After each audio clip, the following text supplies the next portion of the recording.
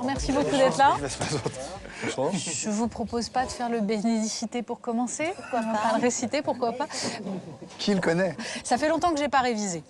Mais bon, non, disons qu'on a eu envie de faire ce débat sur ce sujet, Jésus, le retour de Jésus. D'abord parce qu'il y a eu évidemment la primaire de droite qui a remis au goût du jour ces questions-là. On a même vu la une de Libé, au secours, Jésus revient, etc. Mais en fait, on s'est dit qu'il y avait une jeunesse qui, tout à coup, retrouvait Jésus. Et j'ai eu envie de me demander pourquoi et de me demander ce que ça signifiait. Jésus, pour vous, ça évoque quoi? Ceux qui sont en priorité. C'est là. Voilà. Ceux qui sont comme moi, de méchants bouffeurs de curés. Ouais. Allez-y, dites-moi. Pour moi, c'est une transcendance. Ça évoque le besoin de l'homme à croire en plus grand que lui. L'homme ne peut pas vivre sans ça. Il a besoin de croire en plus grand que lui. Alors c'est soit une idéologie, mais il n'y en a plus. Puis le libéralisme, ça mobilise pas trop la transcendance. Et soit une philosophie, soit le plus couramment une religion. Ça avait un peu disparu. Depuis les années 70, 80, 90, ça revient en force. Et aujourd'hui, la question religieuse, et ça on sera tous d'accord là-dessus, va redevenir une problématique centrale de notre société. Le fait de croire, le fait de ne pas croire, la religion ou la non-religion. Mais cette problématique-là, elle redevient essentielle parce qu'il y a une poussée de l'islam, il faut dire les choses comme elles sont, qui entraîne une poussée, et en tout cas une tension du christianisme, parce que ce sont les deux grandes religions prosélytes, donc elles sont toujours en concurrence, et puis parce que l'une sent une attaque sur ses valeurs, parce que également ça entraîne une poussée du laïcisme, donc la religion catholique se sent avoir deux ennemis, mais les laïcs aussi. Voilà, et donc tout ça fait que, ça, à mon sens, on en revient à une position centrale de cette problématique religieuse. Et là, on avait Richard, avocat de Charlie Hebdo, avocat de toutes les causes laïques de Babylou, et qui nous a brossé à peu près tout le débat qu'on va avoir. Je vais d'abord, avant de vous donner la parole, Fabrice, parce que votre parole d'historien m'intéresse. Je bois les paroles de mes camarades. Je vais d'abord peut-être poser la question à vous, Véronique, parce que vous, Jésus, vous l'avez rencontré. C'est véritablement une rencontre quasi personnelle. Vous êtes... Alors évidemment, on vous connaît parce que vous êtes sœur de Bernard-Henri, qui est connu pour ses chemises immaculées. Et vous, vous avez rencontré Jésus et l'Immaculée Conception. Et c'est un autre sphère. Voilà, c'est un autre sphère, c'est autre chose. Racontez-nous. Bon, moi, je suis pas née avec une hostie dans la bouche, comme on dit. Je suis d'une famille juive. Et vous étiez d'une famille qui, tout de même, était le peuple élu. Et tout à coup, vous choisissez... Alors, un petit peu ça, le peuple élu avant que le Christ ne se soit incarné. À partir de l'incarnation du Christ, le peuple élu sont ceux qui sont enfants de Dieu par l'adhésion au Christ. Et l'adhésion au Christ, c'est l'adhésion à l'amour. Et c'est surtout une révolution, mais au fond du cœur. C'est comme ça que vous le vivez aussi, Jean-Frédéric. Vous êtes vous aussi un converti, en fait. Vous avez rencontré Jésus au cours de philosophie à l'âge de 19 ans, c'est ça? Et vous vous reconnaissez dans cette idée. Jésus, c'est quoi? D'abord, c'est mon maître. Je dis ça parce que j'ai vécu une vingtaine d'années de ma vie sans lui et je ne saurais plus faire sans maintenant. Et c'est, je crois, celui qui essaye de m'apprendre tant bien que mal ce que ça veut dire qu'aimer. Aussi bien qu'on peut, c'est un exercice extrêmement difficile, mais c'est d'abord ça, c'est un maître spirituel. En tout cas, c'est comme ça que je l'ai rencontré, c'est comme ça que, jour après jour, j'essaye en tout cas de lui maintenir la place qu'il souhaite, sans s'imposer, prendre dans ma vie. Fabrice, en tant qu'historien, non, mais c'est marrant, juste une chose, Jésus, quelles sont les connaissances historiques qu'on a sur lui? D'abord, tout simplement, est-ce que c'est un personnage qui a existé? Est-ce que c'est un personnage... Allons-y. Attaquons l'histoire. Attaquons le show. Non, c'est vrai que c'est un débat. Un certain nombre de gens, de théologiens, depuis le XVIIIe siècle, disent, voilà, est-ce que Jésus a existé? Parce que, bon... Alors, il se trouve qu'on n'a pas beaucoup de sources directes. Il faut être bien d'accord là-dessus. On peut même dire qu'on n'en a pas de sources contemporaines, pratiquement, qui mentionnent Jésus. On en a effectivement, on a les évangiles qui viennent un petit peu après, c'est ça qui est intéressant. Hein. 70 à peu près. Ouais, même plus vite que ça, puisqu'il est censé mourir vers 30-33. On doit commencer à avoir des épîtres autour de 50-53 qui mentionnent déjà. Donc on est, vous voyez, une vingtaine d'années après. Donc c'est pas contemporain, mais c'est pas si loin que ça quand même. Donc a priori, on peut en conclure qu'un type qui s'appelait Jésus a existé. Voilà, qu'il y a eu un bonhomme qui a monté quelque Voilà. chose. C'est Voilà, déjà ça. on peut On a être avancé. d'accord à peu près là-dessus historiquement. Après, le vrai débat, l'autre débat qu'il y a, c'est qu'est-ce qu'il a fait? Parce que c'est là où on a un débat extrêmement intéressant.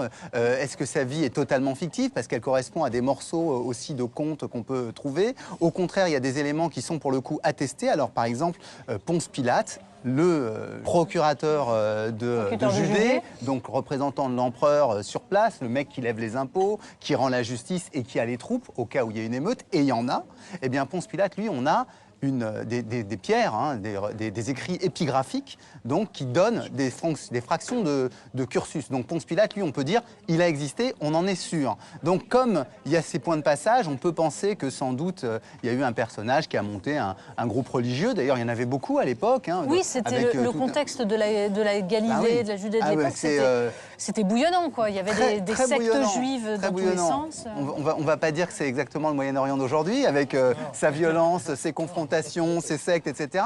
Mais il y a en tout cas une vraie, comment dirais-je, ébullition, effervescence religieuse, parce que justement peut-être l'occupation romaine est ressentie très durement. Alors, pas seulement pour des questions de place, mais le pouvoir politique, et elle tourne vers la spiritualité, voilà. c'est ça? Rome, depuis à peu près un siècle, domine cette zone.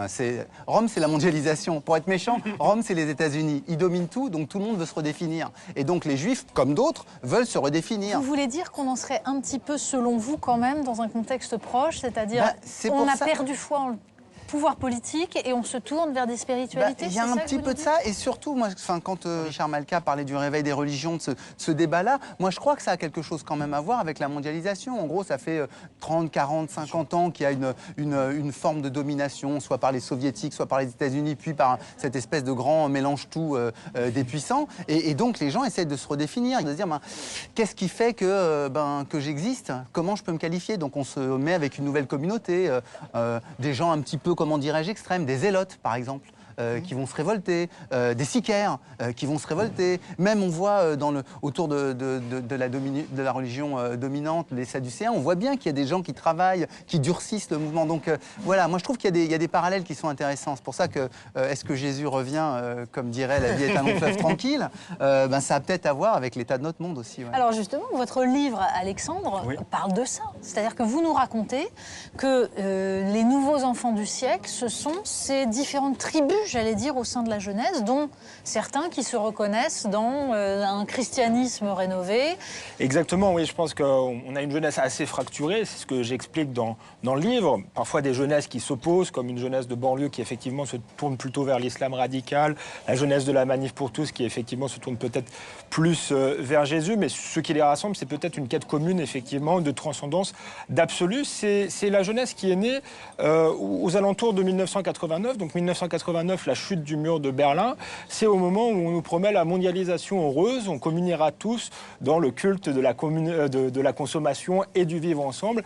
Et en fait finalement, cette jeunesse, elle n'a pas vécu la mondialisation heureuse, mais je dirais plutôt l'identité malheureuse. C'est la jeunesse des crises, crise économique, mais aussi crise culturelle, crise identitaire, peut-être demain crise écologique, et donc elle cherche quelque chose d'autre. Donc certains se tournent vers une forme de patriotisme renouvelé, vont chercher parfois ça au Front National, d'autres effectivement vers une quête de spiritualité, et enfin d'autres encore dans le fondamentalisme islamiste. La différence peut-être avec Joseph Massescaron, je vois qui commence à bouger la tête, c'est que je le mets, si la quête est commune, si la quête est commune, je pense qu'on peut pas les mettre sur le même plan, et qu'une jeune fille qui lit Bernanos sur une place publique ne peut pas être comparée à un jeune homme qui est encore mineur, qui coupe des têtes. Non, mais je comprends très bien là, ce qui vient d'être dit. Mon interrogation, c'est est-ce que l'on parle véritablement de spiritualité? Parce que c'est ça aussi autour Bien de sûr, cette question. c'est là où je voulais en venir. C'est-à-dire, la question, moi, que je me pose aujourd'hui, c'est pour ça que j'ai fait l'horreur religieuse, c'est ces religions, est-ce qu'il est vraiment question de spiritualité? Est-ce qu'il n'est pas question, et là je rejoins en partie ce qui vient d'être dit, de religion politique? Parce qu'à ce moment-là, c'est pas la même chose. Le problème avec les religions, ce qu'on oublie, c'est que, comme vient de nous rappeler Fabrice, c'est qu'elles évoluent. Et l'idée qu'une religion reste toujours la même, et qu'elle ne bouge pas, et qu'une religion qui peut être teintée de spiritualité dans les années 80-90 ne peut pas tout d'un coup devenir identitariste et politique aujourd'hui, ce qu'à mon sens elle est, me semble aussi absurde que de dire qu'un peuple n'évolue pas au fil des ans. Vous comprenez ce que je veux dire? Et c'est là toute la problématique. Est-ce qu'on parle vraiment de spiritualité? Moi, je ne suis pas frappé que lorsqu'il m'arrive de parler avec des personnes avec qui j'ai des controverses, l'abbé Grosjean ou autres, il n'est pas tant question que ça de spiritualité. Il est plus question que de société. Il est plus question, pardonnez-moi, de Sausage Party que de savoir, le film d'animation, excusez-moi. Le film d'animation qui fait débat actuellement parce que certains il est plus question de ça, et pardonnez-moi, il est plus question de ça que de savoir qu'est-ce qui relève de la théologie de la rédemption et qu'est-ce qui relève de la théologie de la résurrection. Moi, ça m'intéresse plus, vous comprenez? Moi, ce qui m'intéresse, les folles en Christ m'intéressent. Les folles en Christ m'intéressent. Alors, pardon, moi, je voudrais simplement dire quelque chose. Non, mais parce que c'est quelque chose de grand. Mais c'est un mysticisme, c'est une extase. À ces religions catholiques, mais attendez, mais soyez plus, retrouvez votre message. Je vais traduire votre critique. On aurait d'un côté Véronique qui incarnerait le mysticisme et de l'autre Jean-Frédéric qui incarnerait une religion plus politique, c'est ça? Alors, on va les laisser. Personnellement, pardon, je voudrais quand même intervenir. Bon, moi je pense qu'on ne peut pas séparer, faire des zones aussi étanches, le mysticisme d'un côté, le politique de l'autre. Moi je pense que ceux qui font vraiment bouger le monde et l'Église, ce sont les mystiques, bien évidemment. Je pense qu'il y a une radicalité dans le christianisme et que cette radicalité, quand elle va jusqu'au bout, il va y avoir forcément une influence sur des lois, et sur des lois bioéthiques, entre autres. Et ça n'est pas être réactionnaire que de défendre la vie de l'embryon, ou de défendre, d'empêcher le clonage, par exemple, parce que c'est défendre l'homme dans ce qu'il a d'unique, dans ce qu'il a de glorieux. Sauf que justement, Véronique, là, on entre directement dans le politique et le juridique, on est dans le cœur du sujet. Richard, vous êtes avocat. Cette question du débat juridique inspiré par des visions religieuses du monde, vous y êtes confronté en permanence. Qu'est-ce que ça vous inspire? Alors, je pense qu'une religion, je ne ferai pas non plus la même dichotomie que toi, Joseph, parce qu'une religion, ça a toujours un volet politique, identitaire et mystique, c'est les trois. Et la clé de voûte, je suis assez d'accord avec vous, c'est le mysticisme, c'est les idées, c'est la pensée. Ensuite, il y a des personnes, des armées, des généraux qui pensent davantage politique en se réclamant d'une religion et davantage identitaire, mais d'abord, c'est une idée. Or, cette idée-là, et vous venez de l'exposer, elle a des conséquences sur notre vie pratique. Et moi, je le vois dans mon métier d'avocat, ça se traduit en juridique à un moment, mais tous les jours. Alors, ça peut se traduire sur les lois sur le blasphème, par exemple. Vous en savez quelque chose. Vous vous êtes battu pour Charlie Hebdo, qui était accusé de tous les côtés là-dessus. Mais je me suis battu pour d'autres choses, pour l'interdiction d'ouvrir de nouveaux love shops à Paris, parce que la pornographie, c'est anti-religieux. C'est pas forcément anti-religieux, c'est derrière, anti-amour. Il y a il une séparation, y a une pensée entre le corps et l'esprit. Or, le corps et l'âme sont profondément liés. L'amour et la sexualité sont reliés. Et on désunit tout aujourd'hui. Or, il faudrait unifier les choses. Véronique, vous êtes en train de dire qu'il faut prendre des lois au nom de votre spiritualité qui doivent s'imposer à tous. C'est là où commence les interroger Monsieur Poisson. Mais oui, parce que là, pour le coup, on a la réunion entre le politique des et le conceptions croyant. qui sont respectables. Je respecte absolument les pensées religieuses et j'ai pas de souci avec ça. Mais il y a un moment, on doit se dire qu'on vit dans une société laïque et que donc le religieux, on doit le laisser de côté. Et y compris, on doit laisser de côté ses propres convictions pour faire prédominer la laïcité. Et si on ne le fait pas, c'est là qu'il y a danger. Et aujourd'hui, on est à un moment où on peut se poser la question. Alors ça, je ne sais pas le faire, cher maître. Je ne suis pas candidat à la schizophrénie, donc je ne sais pas, mais d'un côté... je savais que d'avoir des convictions intimes et en même temps de considérer que nous sommes dans une société laïque où ces convictions intimes ne doivent pas forcément s'imposer à l'ensemble Ma conception de la politique consiste à dire qu'il y a des sujets sur lesquels le compromis est nécessaire, il est légitime, il est indispensable parce que, j'allais dire, sur les sujets de gestion, on ne peut pas censément pas faire autrement.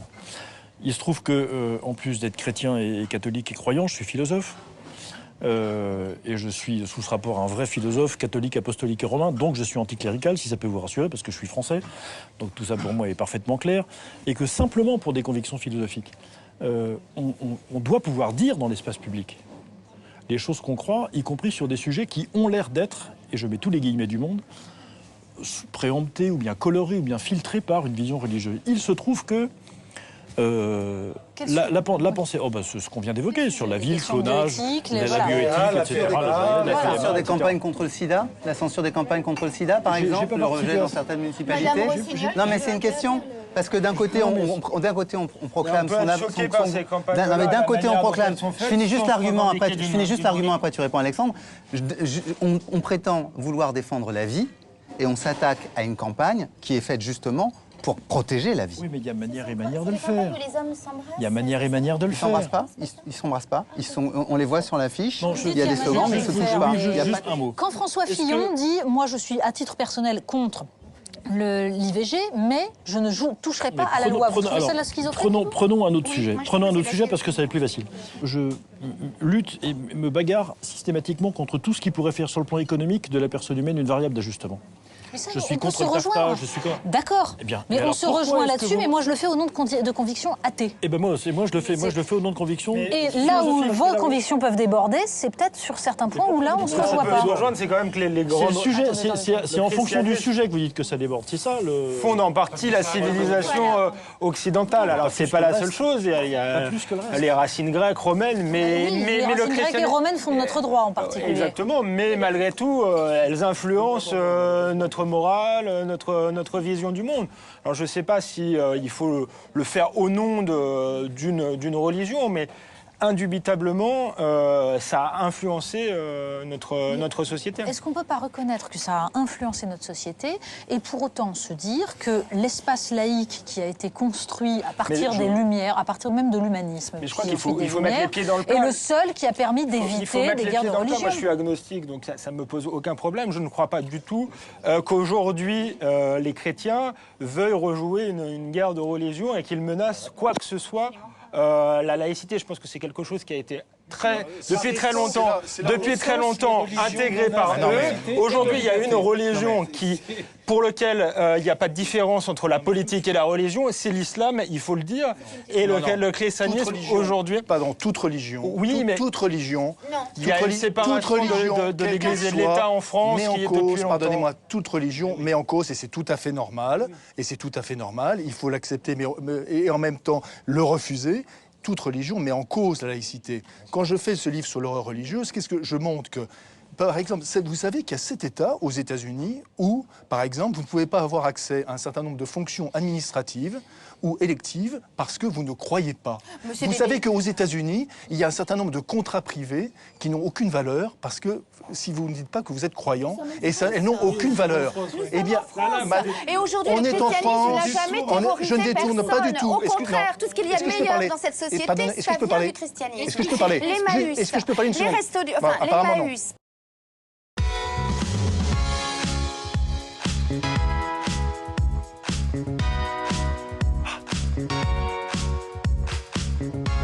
Par exemple, vous savez qu'il y a 7 États aux États-Unis où, par exemple, vous ne pouvez pas avoir accès à un certain nombre de fonctions administratives ou électives parce que vous ne croyez pas. Vous savez qu'aux États-Unis, il y a un certain nombre de contrats privés qui n'ont aucune valeur parce que si vous ne dites pas que vous êtes croyant, elles n'ont aucune valeur. Nous sommes en France.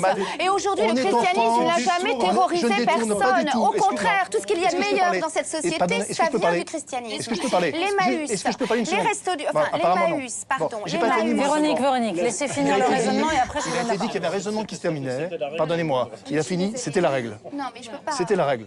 Oui, mais moi non plus, je peux pas, parce que je peux pas laisser dire n'importe quoi.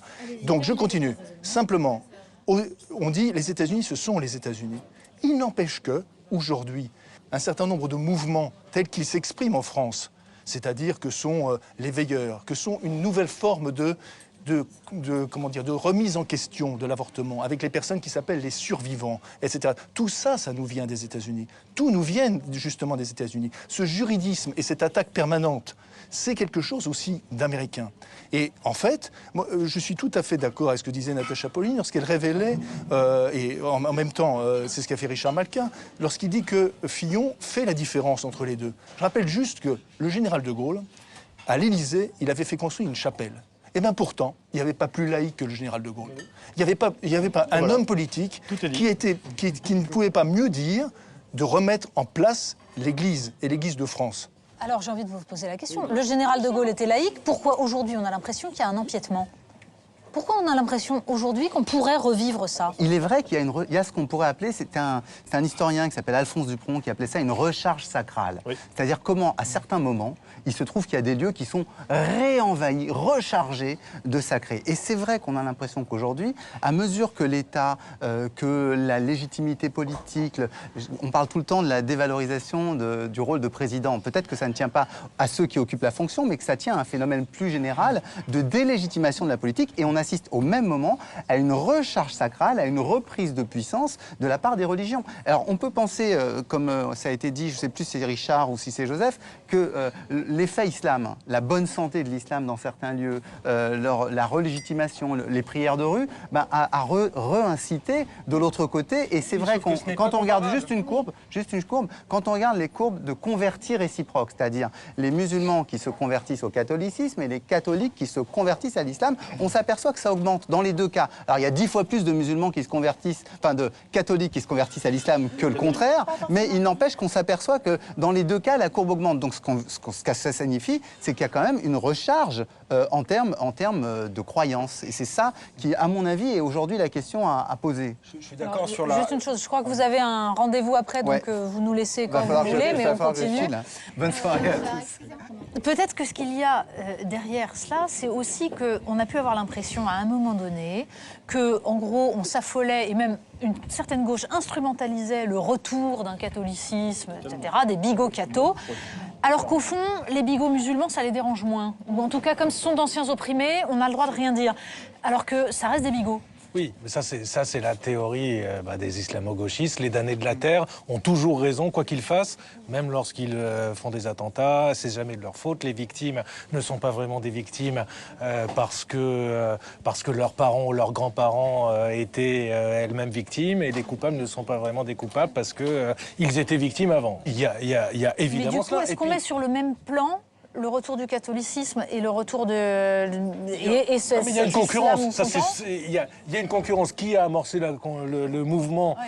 Probablement, c'est l'islam. Vous mettez les deux sur le même plan idéologique ou vous faites une différence? différence? Il y a une pression beaucoup plus forte, manifestement.